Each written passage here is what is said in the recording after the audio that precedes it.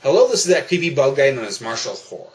Yeah, that sad, dreaded time has come. Season 2 has come to an end. And yes, I do know what a season is. I don't even really know why I call them seasons. Makes me sound professional, to completely butcher the meanings of words. But, I have a lot to cover today. But, there's been so many memories. So many bad memories. I actually got reviewed again by somebody else, some guy named Channel Reviewer Z. He said I was quite mediocre. But it was fun to be reviewed again. I'll get my revenge soon. One day. But enough moping. I have a lot of stuff to cover. In fact, first I need to talk about why am I doing these season breaks, and why is this season break going to be a lot longer than it was last time. In fact, you could actually expect no Critiquing the Critics episodes will probably come for the rest of the year. Well, there's actually one episode. I consider that sort of a bonus episode. And you'll hear more about that later. But the main reason I'm doing this is actually, this isn't my main passion. It's a hobby. My main passion is actually screenwriting. And I feel that when I do these video reviews, I lose sight of that. And I need to focus more on that for my career. It takes a crap load to watch these videos. A lot of these guys have up to 100 videos, and that takes forever to get through. And I just need the time to, get through the people who will take a substantial time to get through. And I'm just that lazy. Yeah, it's actually pretty sad. I shouldn't be boasting about that. In fact, I shouldn't be mentioning that at all. But I'm not going to be completely inactive. There'll be reviewer memoirs, some movie reviews maybe, and especially this new thing I'm going to start for these breaks. I'm right now just calling them guides to not sucking at doing video reviews, and that's kind of ironic when you think about it. This will just be me talking about my pet peeves and video reviews, and I'll take every little detail, every little subject, and make a video about it. Just choosing your topic. And I'll be pretty much explaining what I think makes a good video reviewer and what you can do to improve your video reviewing skills. This isn't just for me to make these tutorial-style reviews or videos, but they're also to help lay the groundwork so you know what I'm referring to when I mention character-oriented reviewers and the importance of being as seemingly convinced that you hate something. The stuff that I've alluded to before that I'm tired of repeating myself constantly. So I'm going to do that. And by the end of this video, I'm going to be explaining what my plans are for Season 3. So stay till the end for that. But first, let's go ahead and get through the recap. I've obviously covered a lot of territory this season. I reviewed Kick-Assia, deeming it to be a fun time for what it was. I re-reviewed The Irate Gamer, and I decided to officially lower him to a 2.5 out of 4 stars. I do enjoy him more, but objectively there's just too much wrong with him. And for many, this completely overtakes the good. And I need to be more objective about that in the future. But with the fresh episodes, let's start off with the character-oriented reviewers. These are the people whose personalities, fictional characters, or opinions dominate the actual reviews. If you find them annoying and rude, nothing else will matter. But if you find them charming and fun, then nothing else still matters. But you will like them for that.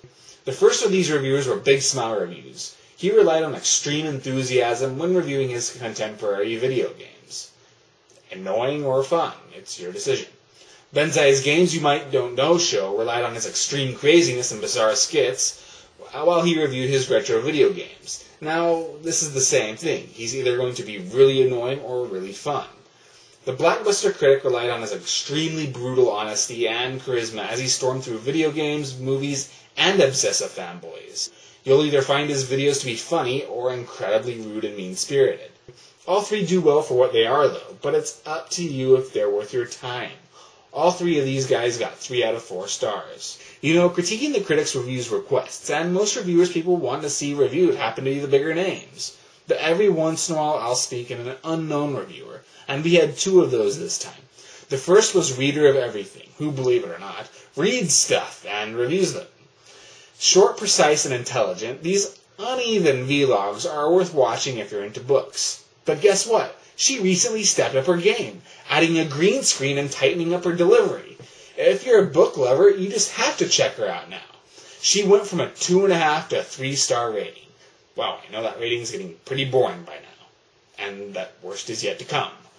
But the same cannot be said for Taco Lad 07, whose reviews of Venom toys, while harmless, just failed to leave an impression and kind of bored me. But the most common kind of critics are the ones who are masters of their subject. They're the kinds I recommend if you're into what they're reviewing. Reader of Everything recently elevated herself into this category. But the others include Mars Girl, who's worth watching if you're into anime, Guru Larry, who's worth watching if you're into retro video games, and Suit 00 if you're into military or survival equipment, and especially guns. They're all stellar, 3 out of 4 star reviewers. They all do well with what they're trying to do, but I'd only really recommend them if you like the subject. Finally, we've come to the Critiquing the Critics reviewer elites. These are the best of the best, the cream of the crop, the Marshall Horror of reviewer reviewers. These were the best reviewers that I felt impressed me the most for this season. There is the Happy Video Game Nerd, an affectionate spoof of the Angry Video Game Nerd. I bet you couldn't figure that out. He could have just parodied the nerd, but also he ends up delivering some of the finest critiquing found on YouTube. He reviews retro video games, obviously, and in my opinion, he reviews them better than most critics out there. There's also CR's Familiar Faces, which is reviewing and discussing characters from our pasts that never really got that much attention. You know, CR's videos can be funny, but they're always very insightful and interesting, so the laughs just make them even better. He's probably the most overlooked reviewer on That Guy with the Glasses, at least that I've seen. I think he's great. But the only reviewer to get a full 4-star rating from me is Little Miss Gamer.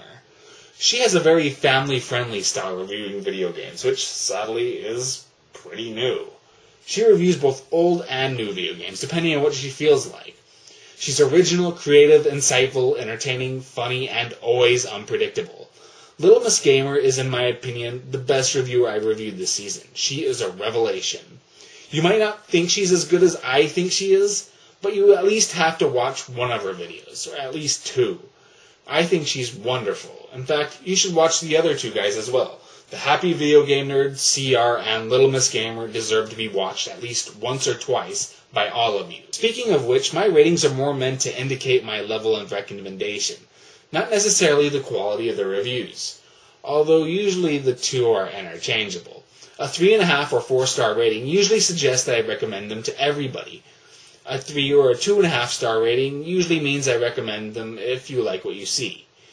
The difference really is I'd only say if you like what I show the clips of for the 2.5 or 3-star ratings, then you should watch them, but you should definitely at least watch an episode of the 3.5 or 4-star reviewer. Anything lower is obviously a watch at your own risk. But enough of that, let's talk about Season 3.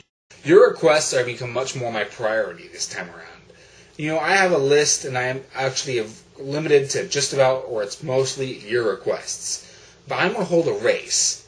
The first 5 reviewers that you list your requests in this video, they will be the ones that I will review definitely for the next season. But I'm only going to do 5 of them. The rest will be chosen in my usual random way. So here are the rules for that. You can list really you or anybody else. It just doesn't matter if they're good or bad, popular or unpopular, and they can be reviews of anything. Just expect you to be honest. So definitely leave whoever you want me to review their name in the comments section, and I'll add them to the list for Season 3. Do not list more than one person. If you do, I'll add them to my general list, but I won't count them in the top 5. The person has to have at least 10 reviews, and they have to be reviews. I'm not just reviewing channels. If they have 5 reviews that are multiple parts, or they've been MIA for quite some time, or they're retired completely, I will consider them. I won't review them for sure, but like I said, I'll consider them. Yes, Red Letter Media will be accepted if you choose them. If your reviewer has multiple shows, name the one that you want reviewed. Even if I've reviewed them before, I will happily review their other shows. Example, I reviewed The Nostalgia Critic, but I'll definitely review his Chester A. Bum reviews if you want to see that reviewed. And that's pretty much it, I think. So I've actually already picked one request that you can expect for the next season, so don't include his name if you want to see him reviewed. Marvin8723, and he reviews rare movies and TV shows, I believe.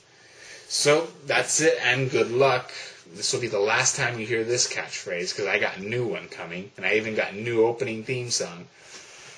My name is Marshall Hoare, and my motto: if you're going to have cinematic diarrhea, then at least have the decency to wipe.